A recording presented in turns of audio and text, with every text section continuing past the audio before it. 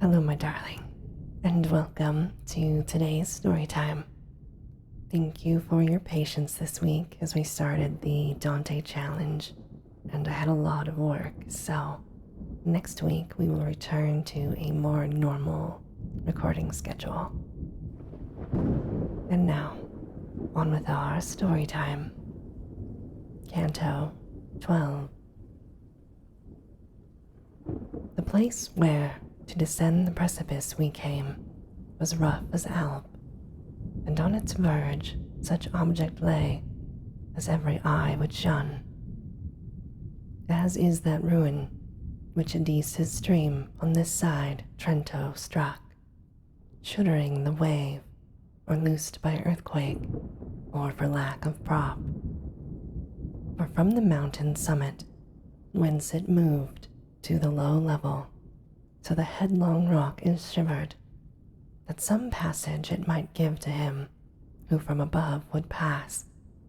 Even such into the chasm was that descent, and there at point of the disparted ridge lay stretched the infamy of Crete, detested brood of the feigned heifer, and at sight of us it gnawed itself as one with rage distract. To him my guide exclaimed, "Perchance thou deemest the king of Athens here, who, in the world above, thy death contrived. Monster, avaunt. He comes not tutored by thy sister's art, but to behold your torments is he come. Like to a bull that with impetuous spring darts at the moment when the fatal blow has struck him, but, unable to proceed, plunges on either side. So saw I plunge the Minotaur, whereat the sage exclaimed, 'Run to the passage,' while he storms, 'It is well that thou descend.' Thus, down our road we took those dilapidated crags that oft moved underneath my feet, to wait like theirs unused. I, pondering went, and thus he spake. Perhaps thy thoughts are of this ruined steep, guarded by the brute violence which I have vanquished now.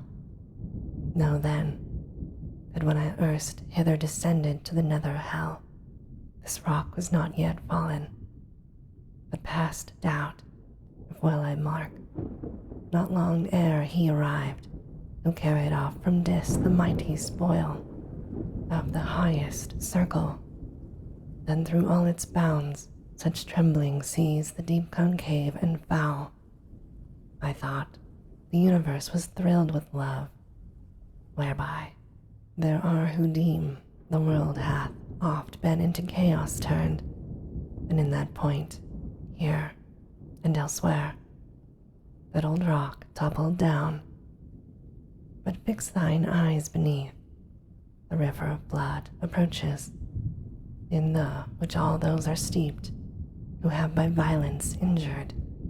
O blind lust, O foolish wrath, whoso dost goad us on in the brief life, and in the eternal then thus miserably overwhelm us.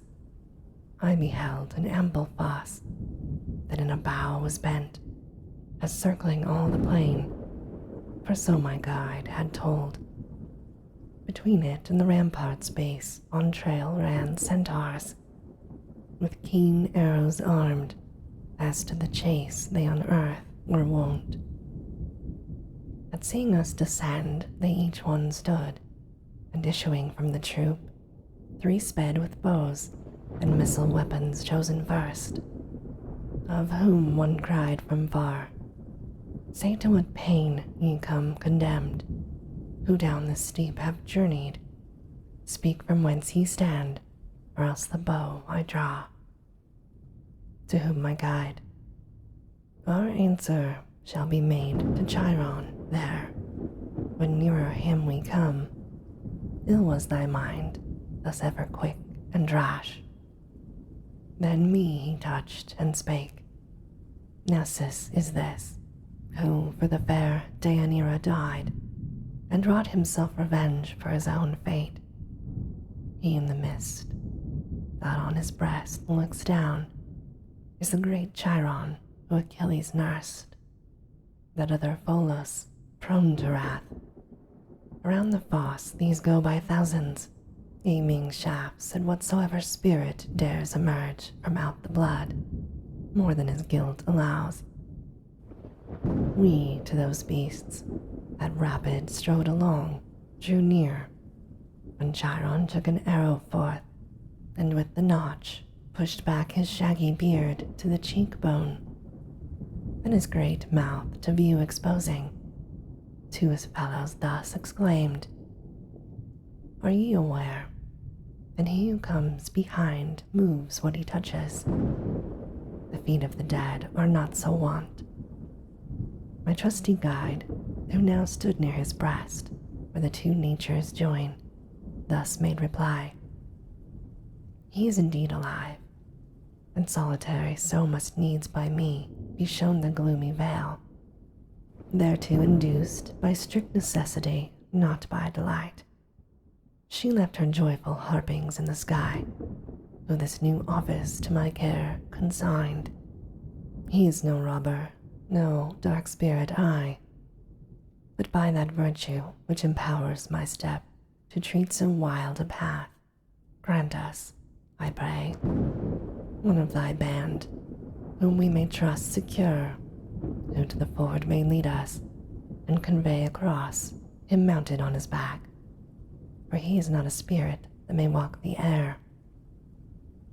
Then on his right breast turning, Chiron thus to Nessus spake, "Return, and be their guide, and if ye chance to cross another troop, command them, keep aloof."